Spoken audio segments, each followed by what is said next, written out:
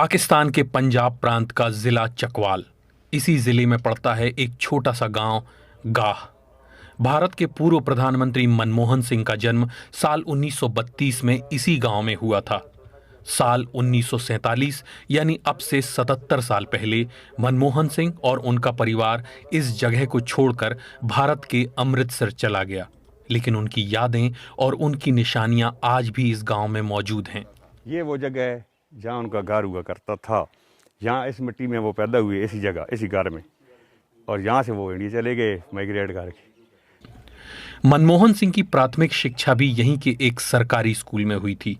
इस स्कूल के प्रबंधकों ने इतने सालों बाद भी उनकी मार्कशीट्स संभाल कर रखी हुई हैं। इस स्कूल में वो 4 जमात तक पढ़े हैं सिर्फ, क्योंकि उस वक्त ये स्कूल था ही 4 जमात तक, तो उन्होंने 4 क्लासेस यहाँ से पास की हैं। उनका ये उन तीनों क्लासेस का यहाँ पे चारों क्लासेस का मेरे पास रिजल्ट मौजूद है। ये उनका जमात अव्वल का रिजल्ट है मनमोहन सिंह साहब का।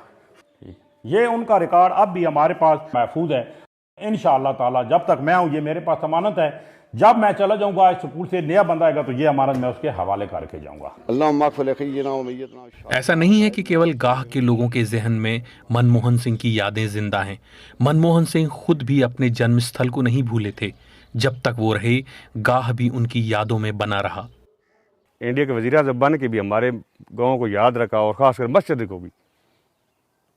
ये तो उनकी बड़ापन था कि यहाँ इस ज़मीन पे पैदा होने वाला, इस छोटे से गांव की छोटी सी ज़मीन में, और इतने बड़े मुल्क का वज़ीर आज़म बना, हमें इस जगह पे फ़ख्र है कि इंसान चला जाता है, उसकी यादें रह जाती हैं।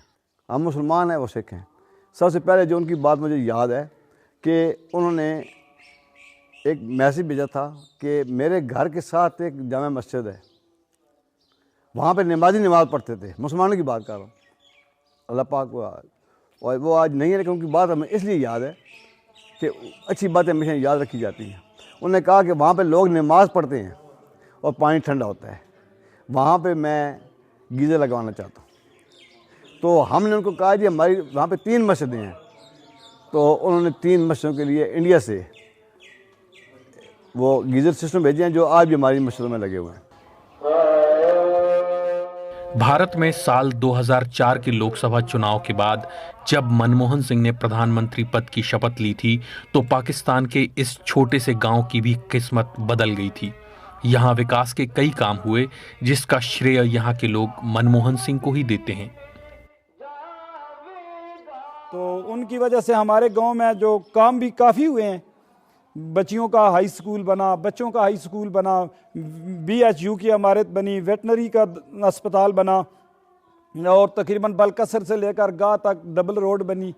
तो बहुत ज़्यादा काम भी हुए, लेकिन हमारी जो वो ख्वाहिश थी कि वो यहाँ आते और हम उनका इस्तकबाल करते, लेकिन वो हम बस उनके बाद आज वफा हो गया है, तो हमें अफसोस है। गाह के लोगों को जिस बात का मलाल है, उसी मलाल के साथ पूर्व प्रधानमंत्री मनमोहन सिंह ने भी इस दुनिया को अलविदा कह दिया।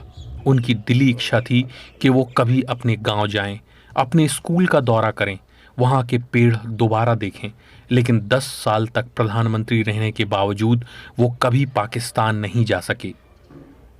तमाम लोगों की ख्वाहिश है कि कहते हैं कि यार हम लोग अगर आसानी हो तो वहाँ जाएं और उनकी आखिरी रसूमात में शिरकत करें, लेकिन हम लोगों ने उनको बताया कि ये पॉसिबल नहीं है, हमारे दोनों मुल्क के हालात ऐसे नहीं हैं, तो बस यहाँ ही बैठ के दुआ कर सकते हैं।